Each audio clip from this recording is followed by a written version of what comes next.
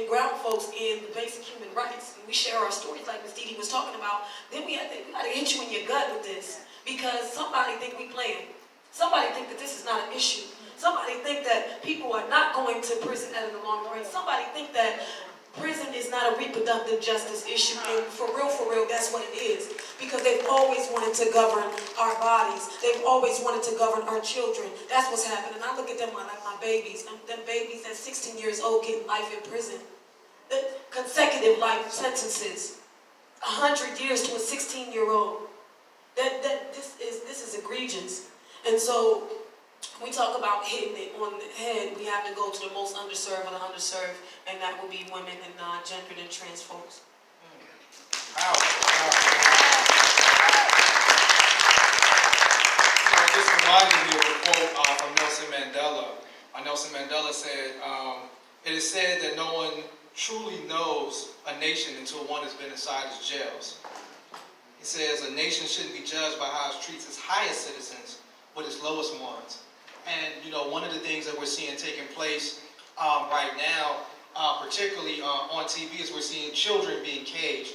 And one of the things that really surprised me in the conversation we had earlier was the fact that in many of these child detention centers, they also are using solitary confinement on children. We talk about the most vulnerable populations. Can you talk a little bit about how, solitary confinement is being used on children and juveniles? And this is for anybody on the panel that wants to hop on this. So I mean, for this issue, it touches personally with me because, I went into prison at 16 years old, and solitary confinement, probably 3 or 4 months after I was, in prison, I was in solitary confinement. When I was sent upstate, out of my 27 years, I did 10 years in solitary confinement.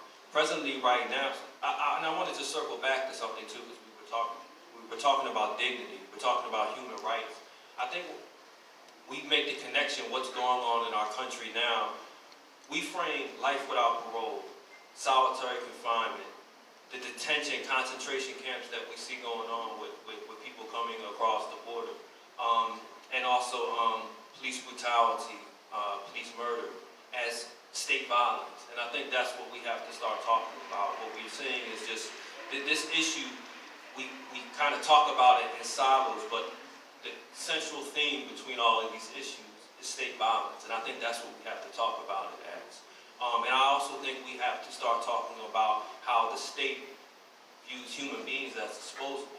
Because when you sentence a juvenile, or when you sentence any human being to spend the rest of their life in prison without any opportunity to show redemption or even correction, that you're treating that person as disposable. Absolutely. When you place someone in prison, and then place them in a prison, and then, when the Department of Corrections started the Special Management Unit, I was one of the first that was in it at 20 years old. That was a prison within a prison within a prison.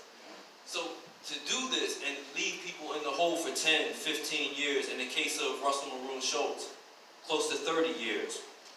In the case of Arthur Chetaway Johnson, 39 years in the hole.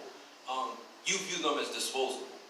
And so that's what we're talking about, and that's what we're pushing back against. Now, right now in Philadelphia, on State Road, at Riverside Correctional Facility, juveniles are still placed in the hole.